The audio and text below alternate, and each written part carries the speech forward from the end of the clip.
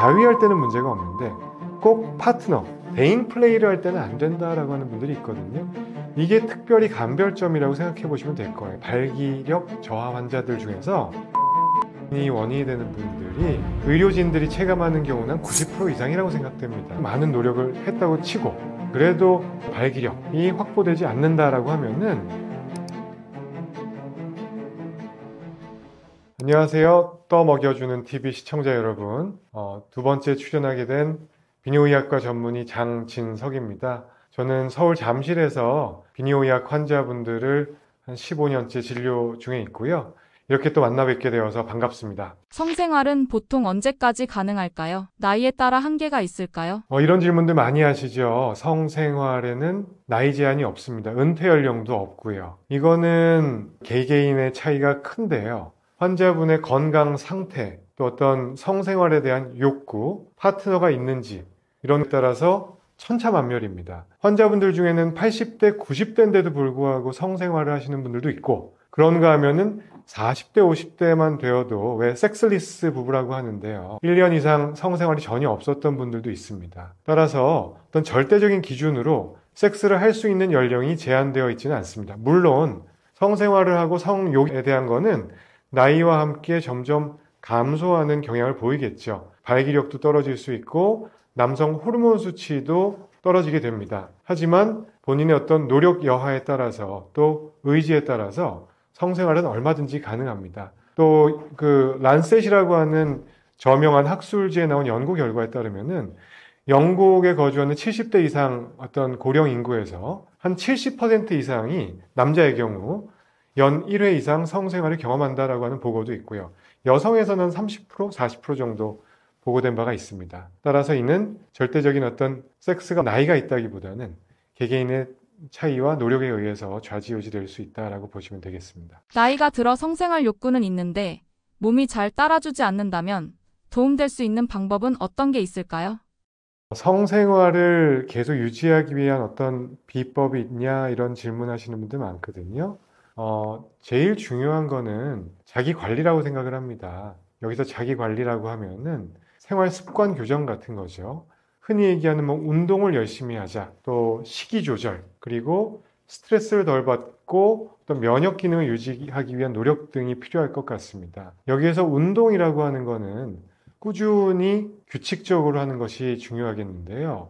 지난번 영상에서도 말씀드린 적이 있는데 달리기와 같은 유산소 운동을 꾸준히 해주시는 거 아주 좋을 것 같고요. 그리고 근력 운동, 저항성 운동을 틈틈이 병행해 주시는 것이 성기능이나 남성 호르몬 유지에 도움이 되겠습니다. 그리고 요가와 같은 유연성을 증진시키면서도 호흡법, 자세, 명상, 심리적인 안정까지 도모해 줄 수 있는 운동도 매우 좋다고 생각을 합니다. 그리고 두 번째로 식이 조절 같은 거는 특별히 어떤 왕도가 있다기보다는 전신 건강을 유지하기 위한 식습관이겠죠, 아마도. 그렇게 얘기하면은 성인병, 왜 대사성 증후군이라고 얘기를 하는데 비만해지지 않고 고지혈증, 혈압, 당뇨 같은 것들을 예방하기 위한 어떤 식습관 같은 게 당연히 중요하겠습니다. 채소류를 많이 섭취하고 붉은 고기보다는 생선류를 많이 섭취하고 과일 충분히 드시는 것들이 좋겠고요. 또 수분 섭취를 충분히 해주는 것도 성생활 유지에 도움이 됩니다. 그리고 마지막으로 어떤 그 면역력 조절을 위해서는 두 가지를 강조하고 싶습니다. 스트레스 관리를 잘 해주시는 거, 과로, 스트레스 이런 것들하고 또 한 가지는 충분한 수면 시간을 유지하는 것이 중요하겠죠. 많은 연구에서는 5시간 미만으로 주무시는 그룹하고 5시간 이상 주무시는 그룹하고 비교를 했을 때 여기에서 남성 호르몬 수치라든지 성기능, 아침 발기에 대한 현저한 차이가 있음을 보여주는 연구 결과를 보고하고 있습니다. 따라서 적절한 수면의 질을 유지하는 것도 중요할 것 같습니다. 그리고 마지막으로 흡연, 담배는 어떤 성기능에 제일 안 좋은 요인 중에 하나라고 생각이 되고요. 술은 아예 금한다기보다는 절주해 주시는 것이 좋겠습니다. 그런 생활 습관을 유지해 주셨을 때 어떤 그 성생활을 나이가 들어서까지도 유지하는데 도움이 될 수 있을 것 같습니다. 이것저것 시도해 봤지만 성생활이 여전히 어렵다면 다음 단계로 어떤 방법을 고려해 볼 수 있을까요? 우리가 이제 유지하기 위해서 많은 노력을 했다고 치고 생활 습관 교정도 하고 운동도 열심히 하고 식이 습관도 잘 조절하고 스트레스 관리도 하셨는데 만약에 그래도 원하는 어떤 발기력이라고 하는 거는 강직도를 유지할 수 있는 시간이 확보되지 않는다라고 하면은 남성의 경우에는 가까운 비뇨의학과 전문의를 찾아가서 상담을 해야 됩니다. 그래서 이를 위해서 간단한 검사를 하고 필요한 약물 처방을 받을 수가 있겠죠. 비아그라, 시알리스 같은 발기약제부터 해서 그거로도 도움을 잘 못 받는 경우에는 발기를 위한 주사 치료를 받는 분들도 있습니다. 근데 만약에 이런 먹는 약이나 주사약에도 불구하고 발기력이 확보가 안 된다라고 할 때는 마지막 최후의 보루, 발기부전 임플란트 수술, 보형물을 삽입하는 수술이 있겠습니다. 이를 통해서 마지막 방법인데요. 만족스러운 성생활을 유지하는 분들도 있고 또 어떤 경우에는 생각했던 것보다 만족도가 떨어지고 부작용 때문에 고생하시는 분들도 사실 있습니다. 그래서 이 마지막 보루라고 하는 수술적 치료를 선택하시기 전에 꼭 비뇨의학과 전문의 상담을 통해서 수술 후에 예상되는 효과, 부작용 이런 것들을 잘 듣고 수술 여부를 결정하시는 게 좋다고 생각을 합니다. 발기부전 보형물은 어떤 원리로 작동하나요? 발기가 거의 안 되던 사람도 돌덩이처럼 단단해지는 효과를 얻을 수 있나요? 수술은 비교적 만족도가 좋은 걸로 알려져 있습니다. 보형물이라고 하는 거는 이제 내 몸에 이물질을 삽입하는 시술이 될 텐데, 예전부터 시행해왔던 그 굴곡형 보형물 수술이라는 게 있습니다. 또는 투피스, 두 조각이라는 얘기거든요. 이런 시술이 옛날부터 있었는데, 이 원리는 뭐냐면은, 예를 들어서 이런 볼펜 같은 게 있다고 하면은, 심지가 이렇게 볼펜 두 개를 우리 음경 해면체 옆쪽에다가 삽입을 해주는 거예요. 얘는 철사 같은 겁니다. 물론 뾰족한 철사가 아니고 볼펜처럼 끝쪽이 뭉툭하게 되어 있고 안에는 철심이 들어있어요. 그러면은 얘를 사용하지 않고 평상시에는 이렇게 접어둡니다. 그래서 내 몸에 붙여서 평상시에는 뒀다가 내 발기 또는 삽입을 해야 되는 성생활을 해야 되는 경우에는 쭉 펴서 앞쪽으로 이렇게 그 철심을 펴주는 거죠. 목적에 맞게 사용을 하고 성생활이 끝나면은 다시 접어두는 거죠. 이런 거를 우리가 예전부터 사용됐던 굴곡형 보형물 삽입술이라고 얘기를 하고요. 그 다음에 두 번째, 비교적 최근부터 사용된 거는 펌프를 삽입을 해서 팽창형 보형물을 넣는 겁니다. 예를 들어서 이런 실린더가 두 쪽이 있고요. 얘가 작동하는 원리는 똑같이 발기 버튼을 누르면 올라가는 건데 물이 들어가는 거예요.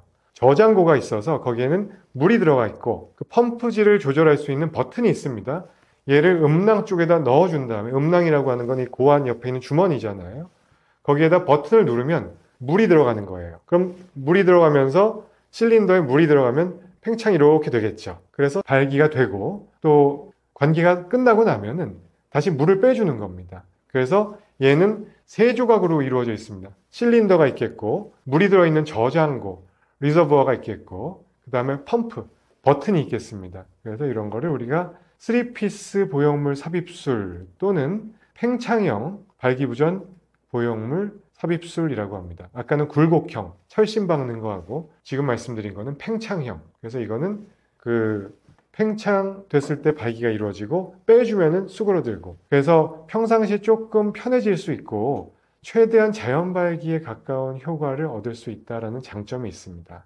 이런 수술들은 아주 많이 이루어지고 있지는 않지만 그 나이가 들면서 자연 발기를 잃어버리신 분들에서 충분한 상담 설명을 듣고 나서 적절하게 이루어졌을 때는 상당히 높은 만족도를 보이고 있습니다. 그래서 수술에 생길 수 있는 부작용으로는 이물질이 들어가 있기 때문에 염증이 생겨서 이 삽입된 보형물을 빼야 되는 경우가 간혹 있겠고요. 그 다음에 발기는 일어나는데 아무래도 좀 부드러운 내 원래 자연스러운 발기 상태하고는 조금 거리가 있기 때문에 삽입을 했을 때 상대 이성이 아파하거나 불편해하는 경우들을 종종 경험할 수 있습니다.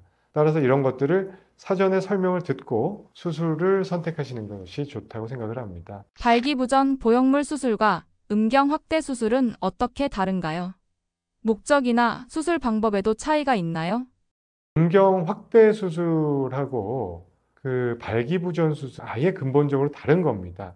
무슨 얘기냐면은 확대 수술은 말 그대로 사이즈를 키우는 데가 있습니다.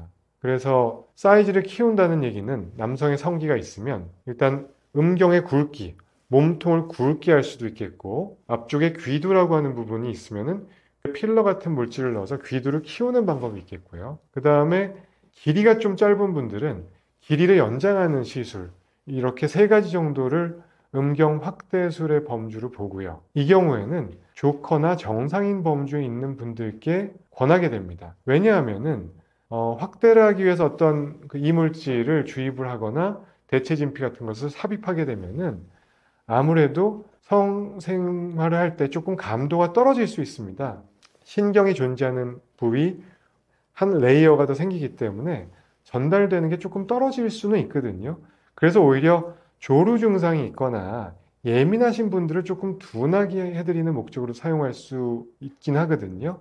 그래서 이 음경 확대술이라는 거는 그 본디 목적 자체가 사이즈를 키우는 데 있다. 발기력에는 영향을 주지 않거나 또는 약간 감도가 떨어질 수 있기 때문에 발기 능력은 정상인 분들한테 권하는 시술이 되겠습니다. 반면에 발기부전 수술 또는 발기부전 보형물 삽입술의 경우에는 목적 자체가 음경의 크기를 키우는 것보다는 발기가 무슨 수를 써도 안 되는 분들이 오로지 발기를 이렇게 올려드리기 위해서 섹스를 가능하게 하기 위해서 하는 그런 목적을 띠는 수술이라고 보시면 될 것 같습니다. 평소 건강한 성기능을 위해 도움이 되는 생활 습관이나 운동에는 어떤 것들이 있을까요?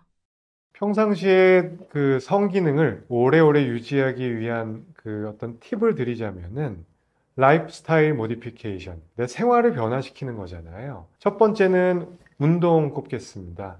운동에는 러닝, 자전거와 같은 유산소 운동이 메인이 되는 게 좋을 것 같습니다.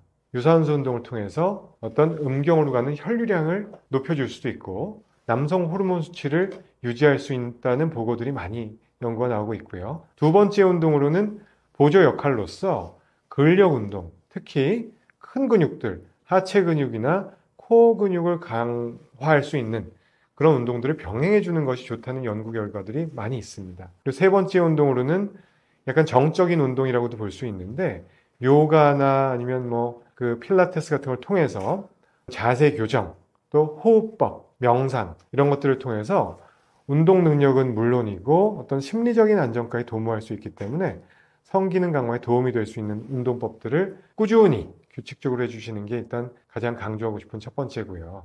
두 번째로는 식생활의 변화라고 말씀을 드리면 뻔한 얘기지만 우리가 어떤 성인병, 전신 건강 관리를 위해서 좋다고 여겨지는 어떤 식생활들이 있잖아요. 비만이 오지 않게 비만, 고지혈증, 혈압, 또 당뇨 이런 막을 수 있는 건강한 식습관을 유지하시는 게 좋겠습니다. 저염식이 너무 맵고 짜게 드시지 않고 물은 충분히 섭취하시고 채소나 과일류가 당연히 도움이 되겠고 적당한 육류 섭취는 괜찮지만 너무 과한 육류 섭취보다는 생선류를 많이 드시는 것이 좋다고 생각이 됩니다. 그리고 마지막으로는 어떤 스트레스 관리를 위해서 평상시에 어떤 수면 시간을 충분하게 양질의 수면을 취하시는 게 중요할 것 같고요. 흡연하고 음주를 최대한 줄이거나 자제하시는 것이 면역 기능 강화나 스트레스 관리에 당연히 도움이 될 것 같습니다. 이와 같은 운동, 식습관, 스트레스 관리 등을 통해서 성생활을 오래오래 유지하실 수 있다고 생각됩니다. 발기력에 있어서 심리적인 부분은 얼마나 중요할까요? 이 부분이 사실은 크죠. 전체 어떤 ED, Erectile Dysfunction이라고 하는데요. 발기력 저하 환자들 중에서 심리적인 요인이 원인이 되는 분들이 연구에 따라서 70%, 60, 70%라고 되어 있지만 저희가 의료진들이 체감하는 경우는 90% 이상이라고 생각됩니다. 이 얘기는 뭐냐면은 기질적인 원인하고 심리적인 요인 두 가지가 있는데요. 기질적인 원인이라고 하면은 뭔가 원인이 있어야 돼요. 혈압, 당뇨가 조절이 안 되거나 아주 고령이라든지 혈관에 문제가 있는 분들 또는 발기력을 주관하는 신경계통의 문제, 뇌질환이 있거나 척추, 요추 4번, 5번, 요추, 천추 1번에 문제가 있다든지 이런 분들에서 발기력 저하가 온다면은 그런 경우에는 어떤 혈류량이 유입되고 어떤 정맥이 닫히는 발기 기전 자체에 문제가 있다고 볼 수도 있겠지만 대개 병원을 찾는 분들 중에는 건강한 20대들, 30대들, 뭐 40대들. 근데 대화를 통해서 히스토리 테이킹을 문진을 해보면은 건강상의 문제는 없어요. 근데 발기에는 스트레스를 받고 문제가 있는 분들이 있거든요. 강직도가 안 되거나 긴 유지 시간을 확보하지 못하는 분들. 특히 이런 경우에 특징적인 그 포인트는 내가 만약에 내 손으로 그 자기 위로를 할 때는 아무 문제가 없다고 하는 분들이 많습니다. 그리고 아침 발기도 때때로 되고 매일 아침에 텐트를 치는 건 아니더라도 아침에 일어났을 때 새벽 발기가 되는 데는 문제가 없고 자위할 때는 문제가 없는데 꼭 파트너, 대인 플레이를 할 때는 안 된다라고 하는 분들이 있거든요. 이게 특별히 간별점이라고 생각해 보시면 될 거예요. 이거는 비뇨의학과 전문의가 아니라고 할지라도 조금만 생각해 보면은 당연하게 생각해 볼 수 있는 부분이거든요.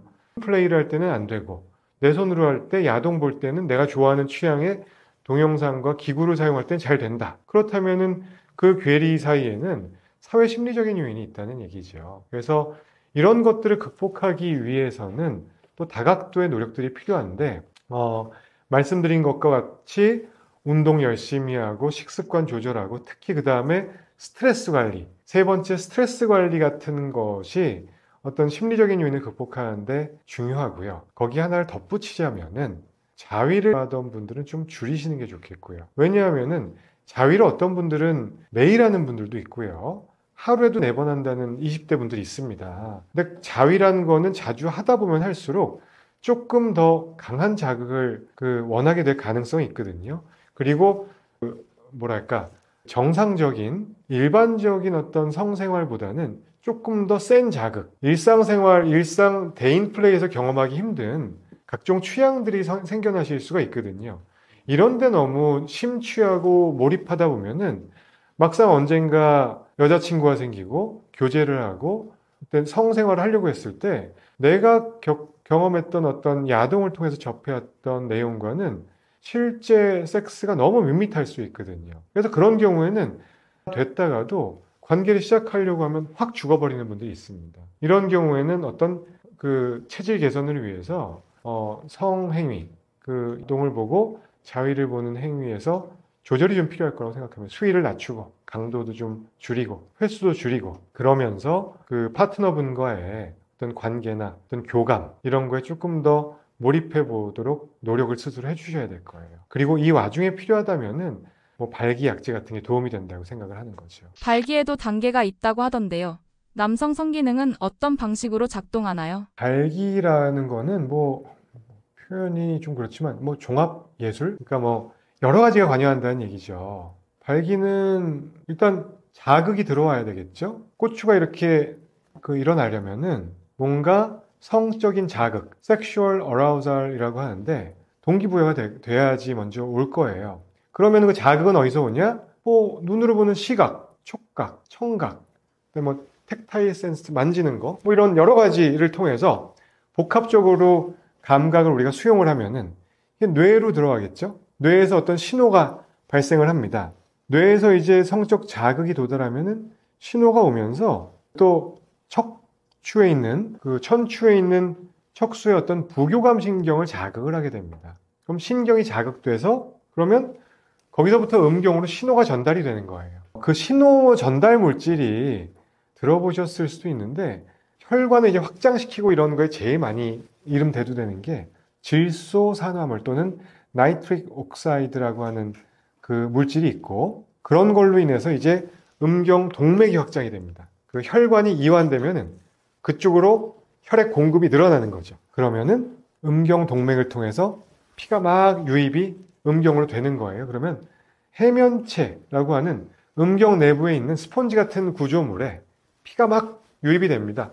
그러면 음경이 커지겠죠. 근데 그것만으로 끝나면 안 되고 그 해면체가 커지고 확장이 되면서 동시에 주변의 정맥이 압박을 받게 돼요. 무슨 얘기냐면은 피 공급이 늘어나고 그만큼 빠져나가면은 그냥 순환만 되고 음경이 금방 커졌다가 쪼그라들어야 되는데 발기가 유지가 된다는 거는 피 공급이 늘어났어요. 어떤 이유로 해서 늘어났고 그 다음에 그 피가 빠져나가지 않고 거기에 머물러 있어야 되잖아요. 그 상태가 발기가 유지되는 상태입니다.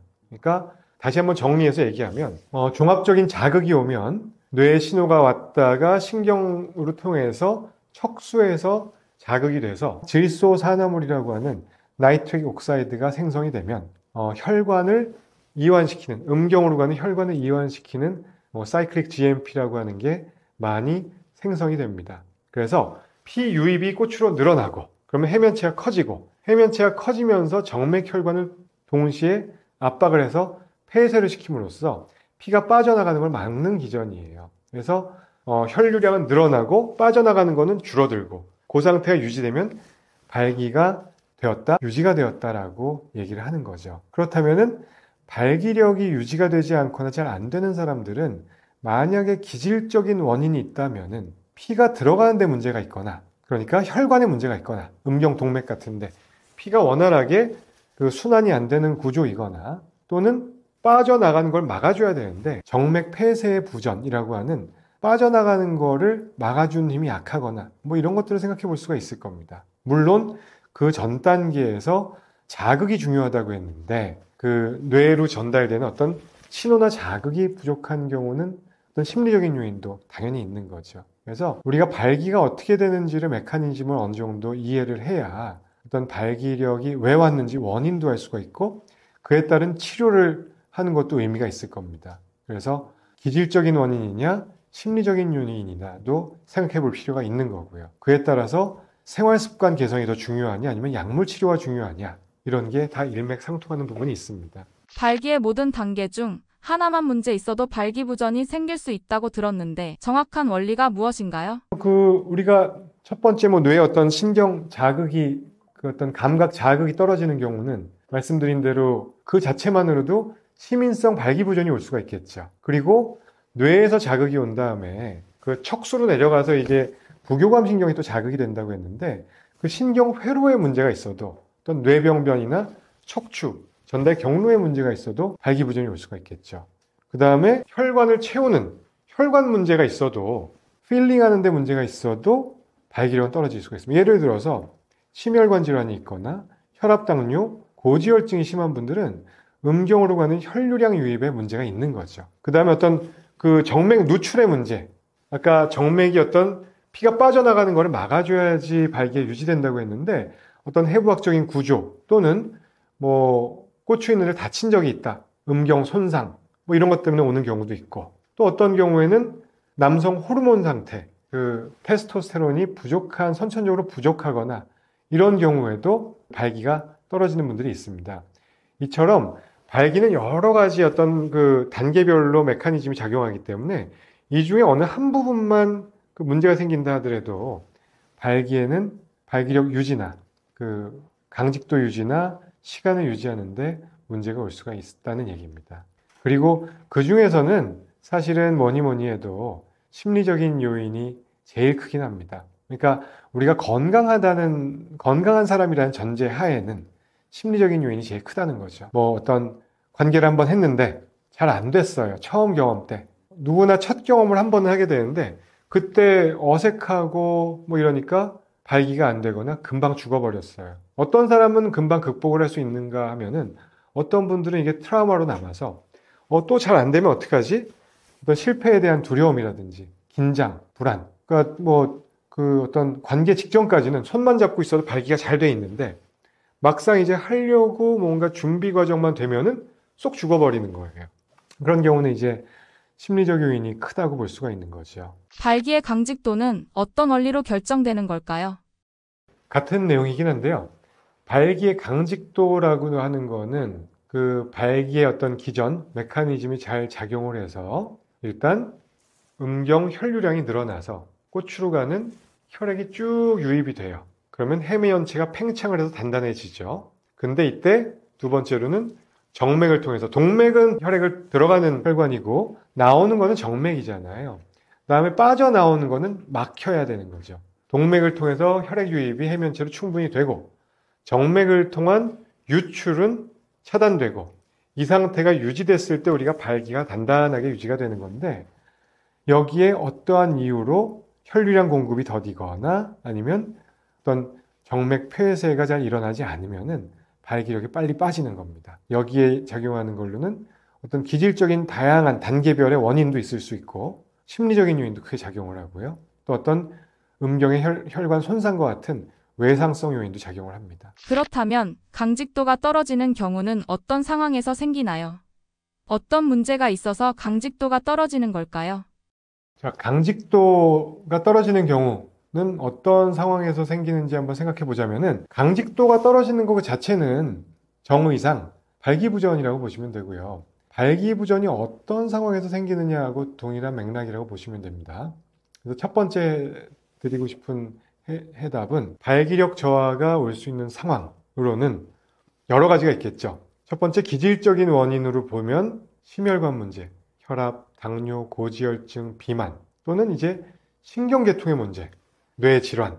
이건 신경 전달 회로상의 문제니까 뇌, 척추 이런 데 질환이 있는 경우. 그리고 호르몬, 내분비 계통의 문제. 남성 호르몬 수치가 선천적으로건 후천적으로건 어떤 연유에서건 바닥 상태라면은 성욕감퇴도 오고 성기능 저하도 올 수 있죠. 갱년기도 비슷한 맥락인 거고요. 그 다음에 어떤 경우에는 약물 영향으로 오는 경우도 있습니다. 정신건강의학과 약제 중에 발기력 떨어뜨리는 약제도 꽤 있고 혈압 약제 중에도 그런 게 있을 수 있고요. 우리 비뇨의학과 약제 중에도 5알파 리덕타제 이니비터, 5ARI라고 하는 전립선 비대증 치료제도 약간의 성기능 저하 성욕 감퇴를 유발할 수가 있습니다. 이러한 쓰고 계신 약 때문에 발기력이 저하되는 경우가 있죠. 이런 것들을 총망라해서 기질적인 원인이라고 보고요. 그리고 우리 음경 부위에 다쳤거나 손상을 받은 경우에 혈관에 손상이 있으면 당연히 그 피가 채워지거나 또 빠져나가는데 어떤 그 문제가 있어서 발기가 안 될 수가 있겠죠. 이런 부분까지를 우리가 기질적인 원인에 의한 발기부전이라고 보고요. 근데 이거보다 훨씬 많은 빈도로 건강한 사람에서는 심리적인 원인이 작용을 한다는 거죠. 그러니까 어떤 그 심리적인 원인이라는 거는 내가 예민해, 걱정이 많아 이런 것뿐만 아니고 많은 것들을 내포합니다. 성 경험에 대한 어떤 경험 차이, 섹스를 할 때 얼마나 내가 즐기면서 할 수 있는지, 평소에 내가 긍정적인지, 섹스 실패로 인한 두려움, 그런 경험이 있어 트라우마가 있다든지, 또 실패하면 어떨까? 불안, 하려고 하면 긴장감이 든다. 또 그리고 내가 고정적인 한 명하고 관계를 하는지, 또는 불특정 다수하고 관계를 하는 편인지, 파트너 이슈 이런 것도 있고, 저희가 그 진료실에서 보는 상황 중에는 이게 얼마나 흔하냐 하면은 어떤 분은 기혼자인데 내 와이프하고 관계할 때는 잘 돼요. 근데 이래 해서 나는 의도치 않게 어디 이상한 술집을 갔고 또 이상한 업소를 갔어요. 회식을 하고 끌려가다시피. 그런 데서 오히려 긴장되는 건지 또는 죄책감인지 어떤 감정인지 모르겠지만 가면은 안 된다. 아무튼 어색한 환경에서 난 안 된다. 라고 하는 분이 있는가 하면은 정반대인 부류도 있어요. 교제한 지 5년이 됐어요. 성생활도 오래전부터 같이 해왔고 여자친구와. 근데 언제부턴가 여자친구랑은 안 돼요. 잘. 너무 익숙해진 거죠. 본인 표현으로는. 근데 뭔가 새로운 자극, 어떻게 하다가 원나잇을 하게 되고 어떻게 하다가 이제 처음 보는 사람과 관계를 하게 됐는데 그때 너무 잘 된다는 거예요. 자위할 때도 잘 되고. 그러니까 양극단이 있는 거죠. 근데 이거는 당연히 기질적인 원인은 아니죠. 그러니까 각각의 심리 상태와 처한 사회적인 요인은 다르지만 그 정도로 우리가 어떤 성적 흥분에 미치는 심리적인 영향이 매우 크다는 얘기입니다. 또 자위의 빈도, 자위의 횟수, 경험, 또 좋아하는 야동의 취향, 그리고 어느 정도 현실성이 있는 그 섹스를 경험을 했냐, 아니면 표현이 좀 그렇지만 개인의 취향이긴 하지만 되게 약간 편향된 섹스 취향을 갖고 있거나 변태적인 어떤 욕구가 있는 분들은 일반인들과의 어떤 대인 플레이에서 만족감을 못 얻는 분들도 있어요. 그런 분들은 발기부전도 있고 어떤 경우에는 지루 증상으로 가는 경우도 있죠. 발기는 좀 되어 있는데 마무리는 죽어도 안 되는 거예요. 30분을 피스톤 운동을 해도 사정을 못하는 분들도 어떤 심리적인 요인이 크다고 우리가 보는 이유이죠. 그래서 정리하면은 강직도가 떨어지는 경우는 기질적인 요인도 다양한 요인이 있고 심리적인 요인도 많은 부분에서 발생을 한다는 겁니다. 그리고 한 가지 좀 다른 얘기인데요. 관계 중에 이거는 강직도가 떨어지는 일반적인 경우에 대해서는 앞서 말씀드린 설명으로 가름을 하고요. 관계 중에 내가 만약에 갑자기 죽었다. 원래 안 그랬는데 당황스럽게 갑자기 죽어버렸다. 이런 얘기 물어보시는 분도 있어요. 물론 그게 일회성으로 끝나는 경우도 있고 어떤 스트레스로 계속 남아서 그 다음 관계 시에도 영향을 미치는 경우도 있는데 강직도가 갑자기 떨어지는 경우는 갑자기 뭔가 불안한 생각이나 다른 생각을 했다든지 체위라든지 어떤 움직임을 바뀌는 과정에서 어떤 느낌 전달이 좀 죽었다든지 또는 뭐 너무 피곤할 때 잠을 못 잤다. 술을 너무 많이 먹었다. 술을 많이 드시고 관계라면요. 발기력 확 죽습니다.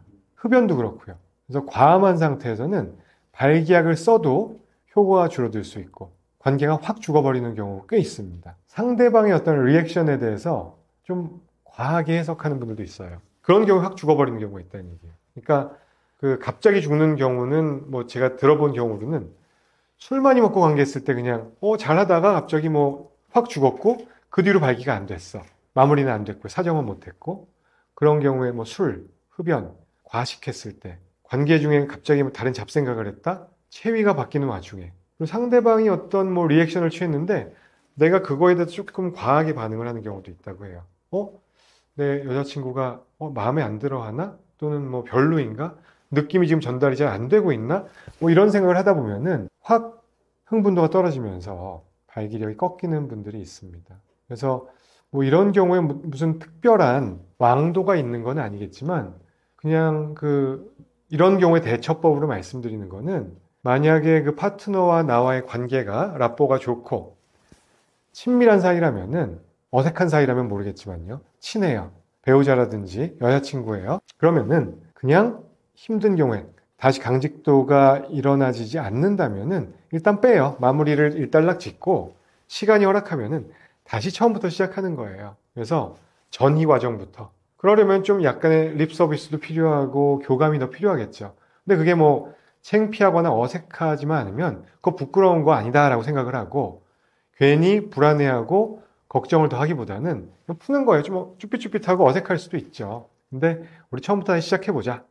그렇게 하다 보면은 오히려 두 번째 시도할 때 더 잘 되는 경우들이 있습니다. 그래서 딱 중단됐다고 해서 중단하고 그냥 뭐 다 끝내버리지 말고 다시 한번 처음부터 차근차근 시작을 하거나 또는 술이 너무 많이 취해 있거나 하면은 그냥 대화를 열심히 해서 풀고 그 다음에 기상을 했을 때 다시 한번 시도를 해보는 것이 어떨까 싶을 것 같고요. 너무 이것 때문에 자책을 하거나 부끄러워하거나 뭐 이러실 필요 없고 허심탄회하게 파트너와 상의를 해가면서 교감을 하는 게 중요할 것 같습니다.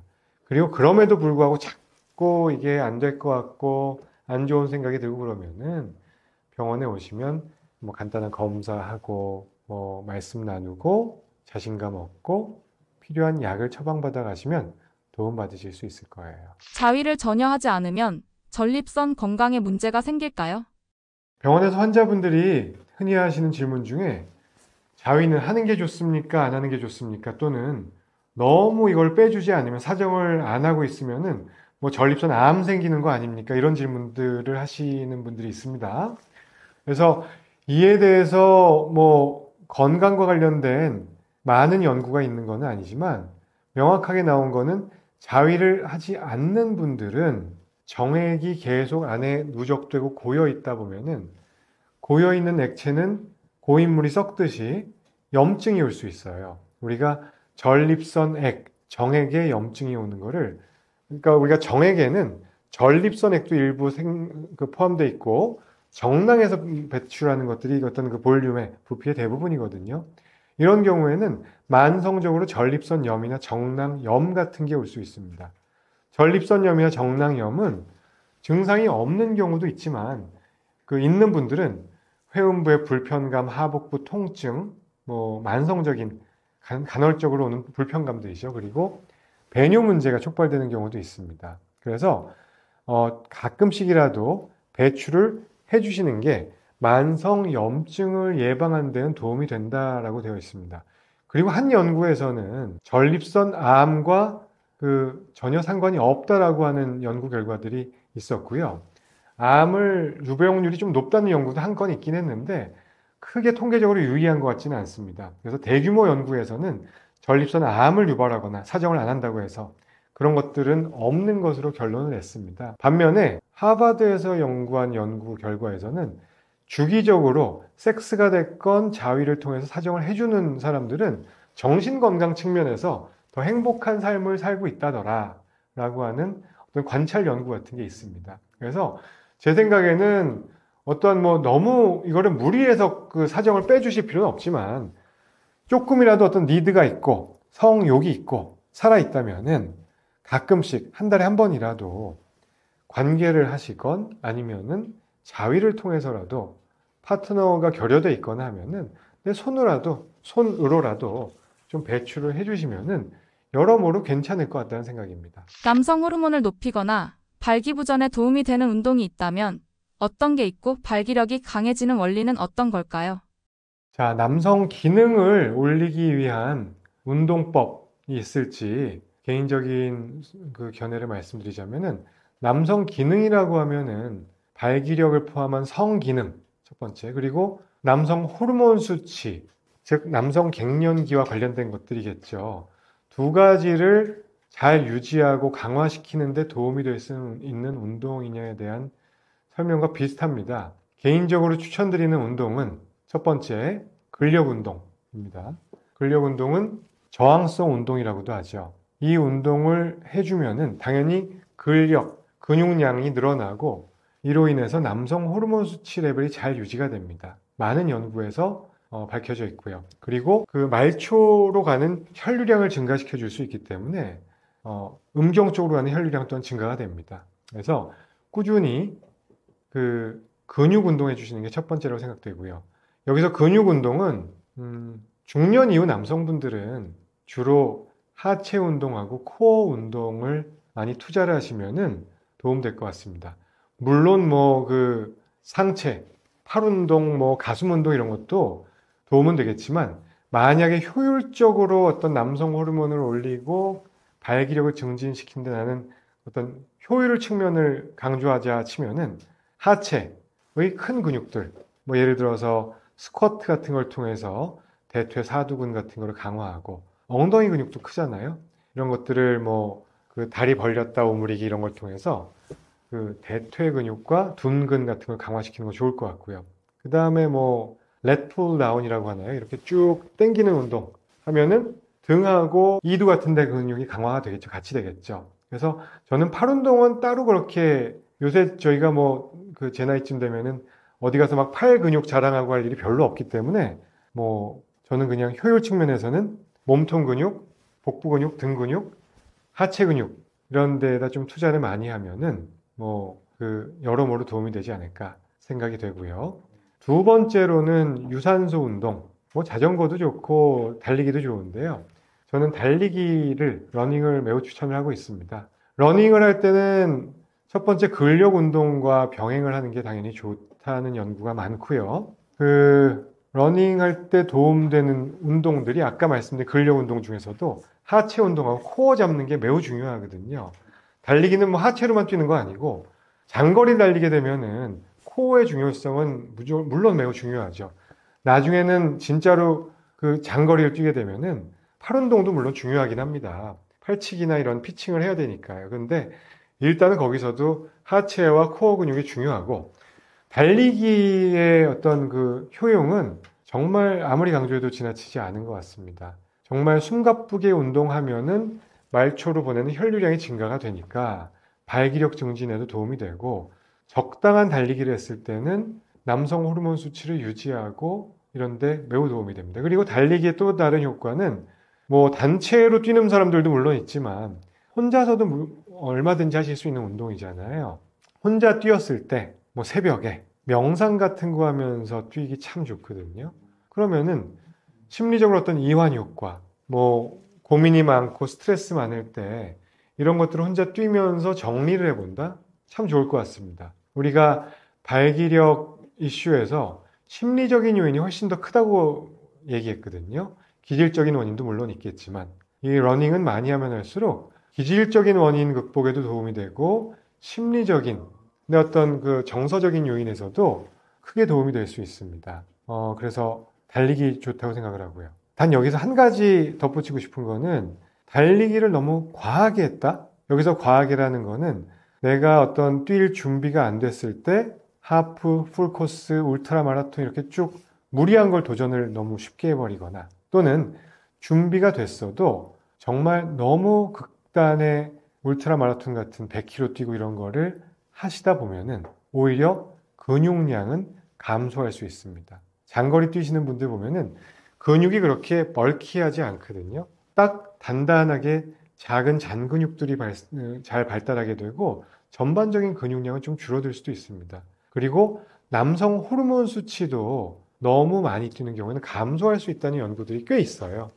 10km 자주 뛰는 사람들, 풀코스 뛰는 사람들, 그 울트라 마라톤 뛰는 사람들 연구한 결과들도 있는데 오히려 장거리를 너무 많이 그거를 우리가 주기적인 인듀어런스 트레이닝, 그 장거리 운동을 했을 때, 장거리 유산소 운동을 했을 때 남성 호르몬 수치 떨어질 수 있다는 연구들이 있거든요. 그러니까 적당히 러닝을 하시는 거는 매우 좋을 수 있고 그 이후에는 조금 주의사항이 있다는 얘기입니다. 세 번째로 근력 운동, 유산소 운동에 이어서 세 번째로 추천드리는 운동은 케겔 운동입니다. 그 케겔 운동은 여성의 어떤 요실금 증상 개선에도 도움이 되고 남자들의 전립선 증상, 배뇨 장애를 도와주는데도 개선이 되지만 그 근본적으로 남자에서는 성기능 강화에 도움이 됩니다. 남성 호르몬 올리는 데는 큰 도움은 안 되겠고요.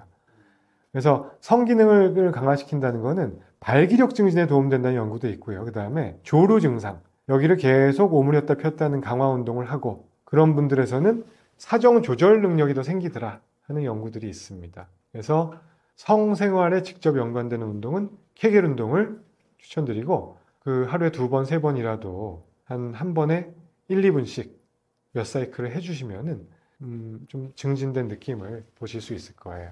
그리고 마지막으로 추천드리는 운동은 요가와 같은 어떤 유연성 운동이 되겠습니다. 지금 말씀드린 근력 운동, 유산소 운동, 뭐 케겔 운동, 요가 이 네 가지는 저도 요새 아주 심취해 있는 운동입니다. 그래서 제가 실제로 행하면서 체득도 하고 그리고 많은 논문 결과들을 분석을 해서 논문도 그냥 단편적인 논문들 말고 메타 분석 같은 대규모로 분석된 연구들에서 그 인정을 받고 있는 연구들이고요. 특히 요가의 경우에는 많은 부분에서 어떤 섹스, 성생활과 밀접하다고 그 생각이 됩니다. 어떻게 보면은 유산소 근력보다도 성생활과 관련해서는 요가가 제일 좋다는 연구들도 있습니다. 물론 남성 호르몬 수치 관련해서는 그 효과가 조금 떨어지지만 성생활에 직결되는 거는 요가일 수도 있다고 생각되는 게 일단 요가는 근본적으로 유연한 자세를 증진시킬 수 있는 자세 운동, 물리적인 육체 운동이기도 하고요. 나중에 고난도 자세들도 많기 때문에 생각보다 힘듭니다. 그리고 근력 운동 부분도 분명히 있습니다. 이거를 등척성 운동 같은 근력 운동, 자세 조절 능력에도 물론 도움이 되고요. 아무튼 꽤 힘든 운동일 수 있습니다. 그래서 물리적인 운동이고 두 번째는 호흡법 같은 거를 매우 강조하거든요. 호흡과 명상, 숨을 어떻게 들이마시고 내쉬고 뭐 코로 마시고 코로 내쉬고 이런 것들을 평상시에 요가를 하다 보면은 계속 생각을 하게 되더라고요. 이런 것들이 몸의 구석구석으로 산소를 공급하고 말초 쪽으로 보내는데 좋다는 연구들이 상당히 있고요. 명상, 달리기 할 때도 물론 명상이 되지만 요가를 1시간 정도 하게 되면은 여기에서 우리가 자세를 하고 호흡을 하면서 명상을 하게 되는 시간과 그 여유가 아주 많이 부여가 됩니다. 그러면서 어떤 심리적인 안정을 취하고 뭐 이런데 크게 도움이 되기 때문에 어떤 발기부전이나 이런 경우에는 좀 도움을 크게 줄 수 있다는 생각이고요. 그리고 뭐 부가적으로 그 유연성이 조금 더 개선되기 때문에 우리가 성생활을 할 때 어떤 체위를 잡는다든지 조금 더 다른 섹스의 즐거움을 찾고자 할 때는 전에 없던 뭐 자세와 여유가 생길 수 있기 때문에 이런 것들은 다른 운동에서 찾기 힘든 어떤 장점이라고 볼 수도 있겠습니다. 그래서 어떤 성생활과 남성 갱년기, 남성 호르몬 수치를 예방하기 위한 운동에 대해서 말씀을 드렸는데요. 근력 운동과 유산소 운동, 그리고 케겔 운동 같은 거, 마지막으로 요가와 같은 그런 운동들 중에서 여건이 맞는 대로 많은 운동을 규칙적으로 또 꾸준하게 병행해 주시면은 성생활을 오래오래 유지하시는데도 큰 도움이 될 것 같습니다. 성 기능에 대해서 또 그리고 전립선 질환에 대해서 이야기를 나눠봤습니다. 사실 드리고 싶은 다른 질환에 대한 내용들이 참 많습니다. 비뇨의학과에서는 뭐 꼭 섹스, 성기능, 남성 갱년기에 대한 내용뿐만 아니고 전립선 암과 같은 종양들, 방광암, 전립선암 이런 암 질환도 보고 또 성병에 대한 이슈들도 많이 있습니다. 또 남자, 어른뿐만 아니고 여성분들, 어린이들도 오는 배뇨에 대한 전반적으로 다 보는 과가 되겠습니다. 그래서 오늘 시청해 주신 분들께서 어떤 배뇨 관련된 이슈가 있거나 남성에 대한 이슈가 있는 분들께서는 가까운 비뇨의학과를 꼭 찾아서 상담을 해주시면 좋겠습니다. 그리고 저는 잠실 서울 비뇨의학과에서 계속 진료를 하고 있으니까 뭐 궁금하신 점이 있거나 또는 진료를 원하시는 분들은 꼭 내방을 해서 말씀 나누시면 좋겠고, 오늘 말씀드린 내용과 또 그 외의 비뇨의학 질환에 대한 내용은 제 유튜브 채널 닥터곰의 비뇨의학에도 주제별로, 카테고리별로 꽤 많은 영상들을 업로드 해놨으니까요. 한번 들러주셔서 주시면 도움 될 것 같습니다. 그래서 건강한 성생활을 유지하기 위한 어떤 습관들 꼭 유지해 주시고, 필요한 경우에는 비뇨의학과를 편하게 들러주시면 좋겠다라는 게 오늘 마지막으로 드리고 싶은 말씀입니다. 시청해 주셔서 감사합니다.